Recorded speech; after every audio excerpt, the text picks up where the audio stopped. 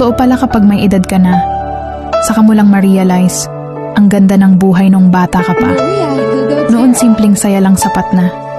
Laro sa labas, tawanan kasama ang mga kaibigan, at uwi sa bahay na pagod pero masaya. Wala pang mabibigat na problema, wala pang responsibilidad na kailangang buhatin araw-araw. Ang iniisip mo lang noon kung anong laro ang susunod at kung anong oras kakakain. Pero habang tumatanda tayo, saka natin naiintindihan na hindi pala madali ang buhay. May mga pangarap kang kailangan ipaglaban, may pamilya kang gustong bigyan ng magandang kinabukasan. Doon mo marirealize na ang mga simpleng araw noong bata ka ay mga panahong hindi mo na mababalikan. Pero pwede mong gawing inspirasyon para mas lumaban. Kaya kung pagod ka man ngayon, tandaan mo lang, minsan kang naging batang puno ng pangarap at hanggang ngayon nasa iyo pa rin ang lakas na iyon.